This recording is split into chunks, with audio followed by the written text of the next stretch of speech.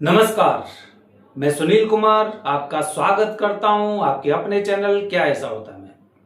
दोस्तों, पिछली वीडियो मैंने आपको बताया जो लोग त्र्यंबकेश्वर नाग पंचमी सावन के महीने में पूजन करने वाले हैं वो निराश होकर नहीं लौटे हैं, क्योंकि ज्यादातर लोग इंटरनेट पर क्या देखते हैं, उनके पास स्वर्ण पत्र है, उनके पास रजत पत्र है, उनके पास ताम्र पत्र है, उनके पास भोज पत्र है। मुझे क्या करना वो इन सब पत्रों का, इनकी मुझे आवश्यकता नहीं है। मुझे मेरी पूजा से मतलब है, पूजा की विधि से मतलब है, मुझे पूरी जानकारी चाहिए और जो विधि विधान यहां का है उस हिसाब से मुझे पूजा करनी है भूमि पुत्रों। इसीलिए हम कहते हैं पूजा हमेशा वरदानी पंडित जी से, सालों का नहीं पीढ़ियों का अनुभव, और संतुष्टि नहीं तो दक्षिणा नहीं। कोई भी जानकारी आपको जब त्र्यंबकेश्वर पहुंचेंगे तो ऐसा नहीं लगेगा कि मुझे कुछ पता नहीं था, ये वरदानी पंडित जी है। अच्छा, अब आ जाते हैं दोस्तों उज्जैन पर। उज्जैन, क्योंकि कालसर्प दोष पूजा के लिए लोग या तो त्र्यंबकेश्वर जाएंगे और या फिर उज्जैन जाएंगे, इसके अलावा तीसरे स्थान पर तो लोग नहीं जाएंगे, और जो जाएंगे वो अंत में बार बार ऐसे स्थानों पर आएंगे, ये भी तय है। दोस्तों, यहां पर नाग पंचमी वाले दिन श्री नागचंद्रेश्वर महादेव के पट खुलते हैं पूरी साल में एक बार। अच्छा, बहुत से लोग तो यही नहीं जानते होंगे कि श्री नागचंद्रेश्वर का मंदिर महाकाल मंदिर से कितनी दूर है। काफी लोग ये सोचते होंगे भगवान महाकाल का जो शिवलिंग है उसी के ऊपर जब शिखर देखेंगे ना तो उसी में 3 मंजिल मान के चलिए। नीचे, सबसे नीचे महाकाल बाबा है, उससे फर्स्ट फ्लोर पर श्री ओंकारेश्वर जी हैं, और सबसे ऊपर श्री नागचंद्रेश्वर महादेव। तो वो मंदिर एक ही है, मंदिर एक ही है, इसलिए कंफ्यूजन होने की आवश्यकता नहीं आपको, बिल्कुल कंफ्यूज मत होइए, मंदिर वही है। ठीक है। अच्छा, अब दोस्तों उज्जैन में जो लोग सावन के महीने में या फिर नाग पंचमी वाले दिन पूजन करने वाले, तो आपको कुछ बातें ध्यान रखनी चाहिए। उज्जैन में आपने क्या देखा है, मंदिर में प्रवेश नहीं है, अंदर तक नहीं जाने दे रहे, धक्के पड़ रहे हैं, है ना, धक्के पड़ रहे हैं। हम इतनी लंबी लाइन में लगे, इतनी लंबी लाइन में लगे, यहां तक पहुंचने में हमें 5 घंटे 6 घंटे लगे, और बाबा के दर्शन कितने कर पाए? बाबा के दर्शन 2 मिनट 3 मिनट, चलो कोई बात नहीं, वो तो जरूरी भी है, बाबा के दर्शन कर लिए। लेकिन आप में से बहुत से लोग नहीं जानते होंगे जिस तरह से 12 ज्योतिर्लिंग हैं, इसी, क्योंकि ये स्वयंभू है, इसी प्रकार से उज्जैन में और भी स्वयंभू हैं, और भी स्वयंभू हैं। हल्ला मचा हुआ है महाकाल महाकाल महाकाल, लेकिन हम ये नहीं जानते कि महाकाल से पहले बाबा शिव जी यहां पर आ चुके थे। महाकाल बाबा यहां पर पहले आ चुके थे, अपने आने की खबर यहां पर दे के गए थे, हमें से पता ही नहीं है। हम तो लाइन में लगे लगे धक्के खा रहे हैं और ऐसे स्थानों पर गए जहां पे भीड़ नहीं है, और स्वयंभू है, स्वयंभू। दोस्तों, मैं आपसे बात कर रहा हूं, यहां पर 84 महादेव के मंदिर हैं, 84 महादेव, जिनमें पहला श्री अगस्तेश्वर महादेव। उज्जैन जाओ, इंटरनेट देखो, या किसी अपने जानकार व्यक्ति से पूछिए, श्री अगस्तेश्वर महादेव की चर्चा। क्या उस मंदिर को किसी ने बनाया था? नहीं बनाया था। शिवलिंग को बनाया था? नहीं बनाया था। मतलब शिवलिंग की बात कर रहा हूं, मंदिर तो खैर बनते रहते हैं शिवलिंग की बात कर रहा हूं। श्री अंगारेश्वर मंदिर, श्री अंगारेश्वर मंगल ग्रह का मुख्य स्थान है, मंगल ग्रह का मुख्य स्थान श्री अंगारेश्वर मंदिर। भगवान शिव जी के पसीने की बूंद गिरी थी और वो बूंद शिवलिंग में परिवर्तित हो गई। ठीक है। स्वयंभू, स्वयंभू बता रहा हूं मैं आपको। हम लाइन में इतनी देर तक, इतने घंटों तक लाइन में लगे हुए हैं, हम महाकाल बाबा के दर्शन के लिए प्रयास कर रहे हैं। अरे करिए, कोई दिक्कत नहीं है। वहां पे ना जल चढ़ा पाते आप, है ना कुछ भी कर पाते, कहां केवल दर्शन होते हैं, तो दर्शन तो करिए। लेकिन जो कार्य आप महाकाल में नहीं कर पाए वो यहां पर तो कर सकते हैं। कैसे नहीं कर सकते? इसी प्रकार से मार्कंडेश्वर महादेव का आपने नाम सुना होगा। मार्कंडेश्वर महादेव, जिसने मार्कंडेश्वर महादेव का नाम नहीं सुना है वो भगवान शिव जी के बारे में, महामृत्युंजय के बारे में कुछ नहीं जानते हैं। मार्कंडेश्वर ने ही महामृत्युंजय की रचना की थी, शुरुआत की थी, और भगवान शिव जी उसी शिवलिंग में से प्रकट हुए थे। स्वयंभू हैं, वही कह रहा हूं। हम 6-6 घंटे महाकाल बाबा की लाइन में लगे हुए हैं और यहां पे स्वयंभू से बोले हुए हैं। यही तो भगवान कहते हैं कि बताइए, तुम दर दर दर इधर उधर भटक रहे हैं और मैं तो यहां पे शांति से बैठा हूं, कोई यहां पे आ ही नहीं रहे। इसी प्रकार से यहां पर 84 महादेव के ऐसे शिवलिंग है जिनका निर्माण नहीं किया है, जैसे कि उदाहरण के लिए अगर हम मंगलनाथ की बात करते हैं, मंगलनाथ मंदिर में जो शिवलिंग है वो निर्माण किया हुआ है, वो स्वयंभू नहीं है। अगर हम ममलेश्वर की बात करते हैं, हम ओंकारेश्वर जाते हैं, श्री ओंकारेश्वर, तो नदी के उस तरफ श्री ओंकारेश्वर है और इधर ममलेश्वर है। तो जो ममलेश्वर वाला शिवलिंग है वो स्वयंभू नहीं है, उनका निर्माण किया गया था, शिवलिंग को बनाया गया था और उनकी प्राण प्रतिष्ठा हुई थी। जिस तरह से मंगलनाथ के मंदिर में, मंगलनाथ मंदिर जो लोग उज्जैन में मंगलनाथ का पूजन करने आते हैं, मंगल दोष का पूजन करने आते हैं, वो जानते ही नहीं है, वो स्वयंभू का मतलब नहीं जानते। वो तो मंगल दोष को मंगल नाम से जोड़ते थे, कोई मंगल धाम घुस गया, कोई मंगलनाथ घुस गया, है ना।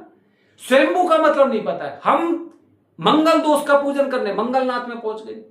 पूछिए शिवलिंग जो है, शिवलिंग की स्थापना कब करवाई थी, शिवलिंग प्रकट हुआ था या फिर इसका निर्माण करवाया शिवलिंग का, शिवलिंग को बनाया गया है, प्राण प्रतिष्ठा हुई है, क्या हुआ, पूछिए। यहां पर महाकाल बाबा को यहां पर प्रतिष्ठित नहीं किया गया था, प्रकट हुए थे, इसलिए स्वयंभू है।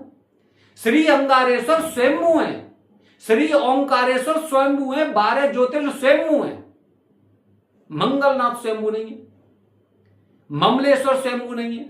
और ये इस तरह से मंदिर, जैसे उदाहरण के लिए अगर मंगलनाथ की बात करूं मैं या फिर ममलेश्वर की बात करूं, ये मंदिर बिल्कुल ऐसे हैं, इसी प्रकार से हैं जैसे कि अगर आप किसी अच्छी सिटी में जाएंगे तो सोसाइटी में जो मंदिर बने रहते हैं ना, बिल्कुल उस तरह। या फिर आपके आसपास आप बिहार जाइए, बंगाल जाइए, दिल्ली जाइए, अलग अलग जगह मंदिर बने हुए हैं। ये मंदिर जिस तरह से निर्माण कराए गए थे ना, वो उस तरह के मंदिर है। स्वयंभू में और जिसे स्थापित किया जाता उनमें बहुत अंतर होता है। हालांकि मैं ये नहीं कह रहा हूं कि इनका पूजन नहीं करना चाहिए, खूब करिए, मैं तो ये कह रहा हूं खूब करिए, लेकिन मैं ये कह रहा हूं कि आप सोचिए, एक तरफ परछाई है और एक तरफ साक्षात बैठे हुए हैं, तो आप कहां जाएंगे, परछाई का पूजन करेंगे या साक्षात का, ये आपको सोचना है। तो यहां पर जब कालसर्प दोष का पूजन करने जाते हैं तो लोग क्या गलती करते हैं, लोगों को स्थान नहीं पता है।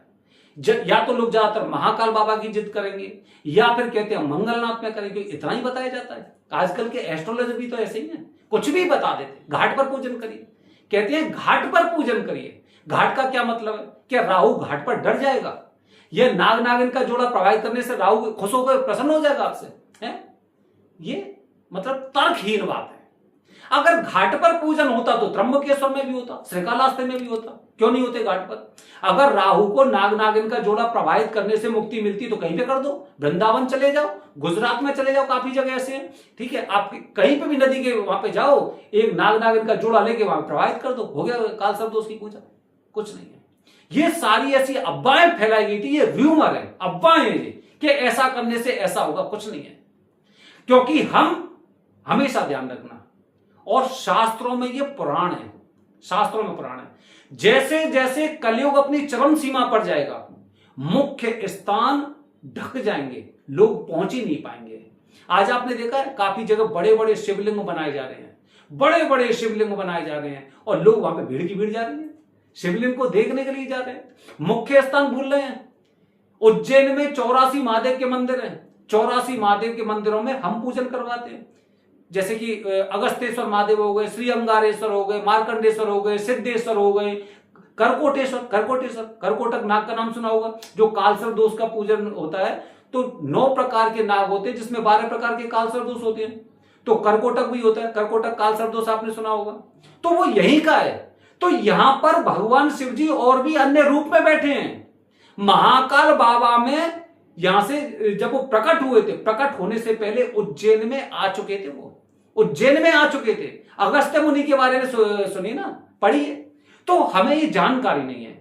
हमें क्या है कि जैसे अगर किसी ने प्रमोशन द्वारा, मार्केट द्वारा अगर कोई चीज बता दी ना कि वाउसिन पाउडर निरमा, वाउसिन पाउडर निरमा, तो वो निरमा ही खरीदेगा, सर्फ एक्सेल नहीं खरीदेगा, वो बिम्बार नहीं खरीदेगा, वो मतलब ऐसी चीजें नहीं खरीदेगा। क्योंकि हम रोजाना एड क्या देख रहे हैं, आसपास के लोग भी ऐसी चीज बता देते हैं, यहां पर करिए, वहां पर करिए। तो जैसे जैसे कलयुग अपनी चरम सीमा पर जाएगा, मुख्य स्थान सारे के सारे ढक जाएंगे और हम अपने घर में कैद होकर, जो हमारे आसपास की सोसाइटी है, उन मंदिर में जाकर और हम सोचेंगे हमने भगवान का पूजन कर लिया। यह पूजन की शुरुआत होती है। जो व्यक्ति मुख्य स्थान तक नहीं पहुंच पाता है, तो वो सोचिए एक चीज सोचिए कि अगर आप यहां पर दर्शन करने 10 बार जा रहे हैं, साल भर जा रहे हैं, 2 साल जा रहे हैं, 10 साल जा रहे हैं, और वहां पर एक बार अगर बाबा के दर्शन हो गए तो क्या हुआ? इस 10 साल के 20 साल के बराबर, बल्कि उससे ज्यादा है।